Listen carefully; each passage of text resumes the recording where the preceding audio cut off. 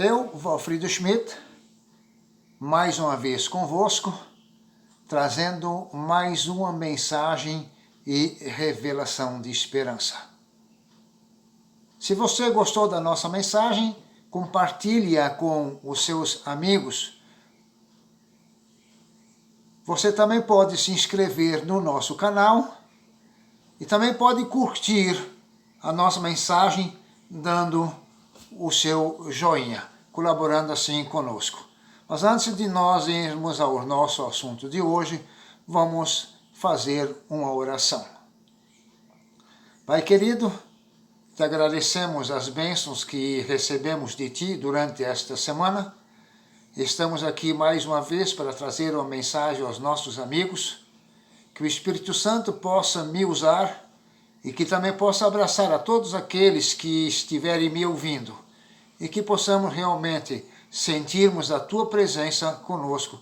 Nós te rogamos por Jesus, Teu Filho, nosso Senhor e Salvador. Amém, Pai querido. Semana passada eu falei para vocês a respeito da primeira esperança dada por Deus a Noé.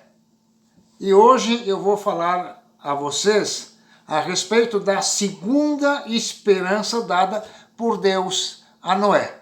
Se nós formos à Bíblia, no livro de Gênesis, no capítulo 7, nós vemos Noé entrando na arca, se cumprindo assim a primeira esperança que Deus deu a Noé, dizendo a ele, nem a esposa, nem os filhos e nem as suas noras iriam morrer porque iriam entrar na arca.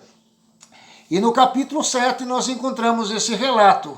Capítulo 7 nos começa dizendo assim: disse o Senhor a Noé, entra na arca tu e toda a tua casa, porque reconheço que tens sido justo diante de mim no meio desta geração. Aí ele vem mencionando aqui, entre o verso 2, o 3 e o 4, Deus instruindo a Noé os animais que ele deveria levar na arca, de todo animal limpo e de todo animal imundo. Dos animais limpos mais e dos animais imundos menos. Mas eu fiz uma pergunta na semana passada, qual foi o animal que Noé não levou na arca? Eu basicamente não tive resposta, tive duas respostas apenas. Mas aí nós temos que partir para a lógica. Qual foi o animal que não entrou na arca com Noé? Os animais marinhos, os peixes. Não teria lógica de Noé tirar os animais da água para colocá-los na água dentro da arca para eles não morrerem afogados. Então realmente o peixe os animais marinhos não entraram com Noé na arca. Então nós vemos aí no verso 2, 3 e 4, relatando esses animais que foram 2 a 2, 7 casais de animais limpos e 2 casais de animais imundos. E o verso 5 de Gênesis 7 diz assim: e tudo fez Noé segundo o Senhor lhe ordenara. Nós vemos aqui a obediência de Noé àquilo que ele tinha determinado a ele. No verso 6 diz aqui que tinha Noé 600 anos de idade quando as águas do dilúvio inundaram a terra. Então Noé tinha 600 anos quando ele entrou na arca. No verso 10 e o verso 11 de Gênesis 7, nos diz o seguinte: e aconteceu que depois de 7 dias vieram sobre a terra as águas do dilúvio. Então nós vemos aqui nesse verso 10 que Noé entrou na arca e permaneceu na arca durante 7 dias.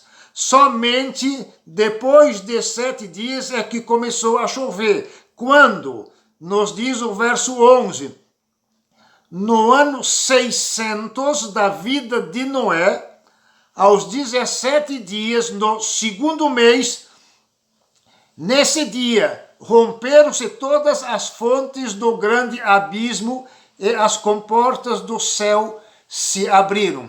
Então Noé entrou na arca, ficou 7 dias na arca sem chuva, e depois do 7º dia, que diz assim, aconteceu que depois de 7 dias, no 8º dia, depois que Noé entrou na arca, começou a chover. Choveu durante 40 dias e 40 noites, e a água cobriu os mais altos montes que existiam na terra. Eu não sei se você sabe quanto tempo Noé ficou na arca, mas nós lemos aqui que no ano 600 da vida de Noé, aos 17 dias do 2º mês, nesse dia romperam-se todas as fontes do grande abismo e as comportas do céu se abriram. Então começou a chover nessa data. Quando é que choveu? Durante 40 dias e 40 noites. Mas quando é que Noé saiu da arca? Quanto tempo Noé ficou na arca? No capítulo 8, no verso 13 e 14, nós vamos encontrar esse relato. Sucedeu que no 1º dia do 1º mês do ano 601, as águas se secaram de sobre a terra. Então Noé removeu a cobertura da arca e olhou, e eis que o solo estava enxuto. E aos 27 dias do 2º mês a terra estava seca. Se nós fizermos uma conta, pegando aqui ano 601 para o ano 600, mais 7 dias que Noé ficou dentro da arca antes de chover, Noé permaneceu na arca num período de 1 ano e 17 dias. 1 ano e 17 dias, Noé, a esposa, os filhos e as noras permaneceram dentro da arca. E nós hoje, devido a essa pandemia, na quarentena, estamos reclamando porque estamos aí há 8, 9 meses, talvez confinados, ou nem tanto como Noé esteve na arca. Temos que pensar e analisar nisso. A paciência que Noé teve, ficando 1 ano e 17 dias dentro da arca.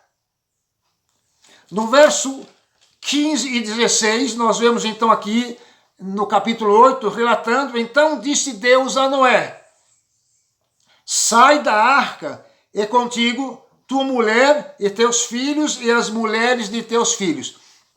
Então, após os 27 dias do 2º mês do ano 601, Deus ordenou a Noé que Noé saísse da arca. E Noé saiu da arca. E ao Noé sair da arca, ele levantou um altar, no verso 20 ao 22. Levantou Noé um altar ao Senhor e, tomando de animais limpos e de aves limpas, ofereceu holocausto sobre o altar. E o Senhor aspirou o suave cheiro e disse consigo mesmo, não tornarei a amaldiçoar a terra por causa do homem, porque é mau o desígnio íntimo do homem, desde a sua mocidade.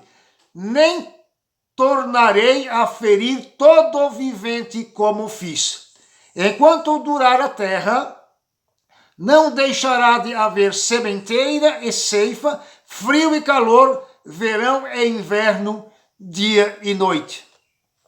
Agora no capítulo 9 de Gênesis, nós vemos aqui agora Deus fazendo uma aliança com Noé. A revelação, então, dessa segunda esperança que Deus deu a Noé. Noé saiu da arca, ofereceu holocaustos a ele, e Deus se agradou desse holocausto que Noé ofereceu a ele, e aí ele tomou um propósito, não irei mais destruir o ser humano como fiz. E aí no versos 8 ao verso 17, do capítulo 9, nós vemos essa aliança, essa segunda promessa de esperança que Deus deu a Noé. Capítulo 9 de Gênesis, verso 8 ao verso 17. Disse também Deus a Noé e a seus filhos, eis que estabeleço a minha aliança convosco e com a vossa descendência. Presta atenção aqui. estabeleço a minha aliança convosco e com a vossa descendência. Nós hoje somos descendentes de Adão e Eva e, logicamente, de Noé, porque saíram da arca Noé, a esposa, e os 3 filhos e as noras. Então nós hoje também somos descendentes de Noé. E essa promessa de esperança que Deus deu a Noé naquela época, ele diz aqui, verso 8, estabeleço com vocês, convosco e com a vossa descendência. Então essa promessa de esperança que Deus deu a Adão naquela época, ela também se estende a nós hoje. Continuando no verso 10, diz assim, e com todos os seres viventes que estão convosco, tanto as aves, os animais domésticos e os animais selváticos que saíram da arca, como todos os animais da terra. Estabeleço a minha aliança convosco. Não será mais destruída toda a carne por águas de dilúvio, nem mais haverá dilúvio para destruir a terra. Verso 12, disse Deus, este é o sinal da minha aliança que faço entre mim e vós, e entre todos os seres viventes que estão convosco, para perpétuas gerações.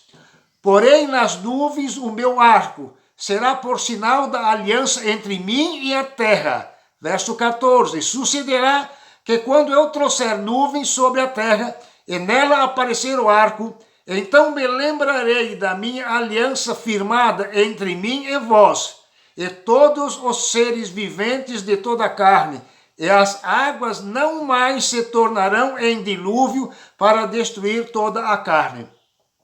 O arco estará nas nuvens, vê-lo-ei e me lembrarei da aliança eterna entre Deus e todos os seres viventes de toda a carne que há sobre a terra. Disse Deus a Noé, este é o sinal de aliança estabelecida entre mim e toda a carne sobre a terra. Então aqui Deus estava dando a Noé agora a segunda revelação de esperança, não somente a ele, Noé, mas a toda a descendência de Noé chegando até nós hoje. Nunca mais irei destruir o mundo com água. Mas aí muitas vezes a gente se pergunta e se questiona, mas tanta enchente que tem por aí, matando e dizimando pessoas, mas Deus disse assim, não destruí toda a carne humana. E que nós temos que entender também que muitas coisas de desastres naturais que acontecem no nosso mundo são obras de Satanás. Mas aí a gente também se questiona, mas como? Deus não pode impedir? Deus pode impedir, mas algumas coisas Deus permite que aconteçam para nos alertar sobre a época e o período que nós estamos vivendo, como essa pandemia que estamos tendo nesse período. Então que nós possamos realmente estarmos cientes das promessas de esperança que Deus está fazendo a nós e nos prepararmos para a vida eterna, que é a maior promessa que Ele fez a Adão e Eva e a nós também. Muito obrigado por você ter me ouvido, ter me assistido, e no próximo sábado nós estaremos falando a respeito da esperança dada por Deus a Abraão. Eu gostaria de terminar dizendo assim, como eu fiz já em alguns vídeos anteriores, a grande esperança do ser humano é a vida eterna com a volta gloriosa do grande Deus e nosso Senhor e Salvador Jesus Cristo. Que Deus nos dê uma ótima semana. Muito obrigado.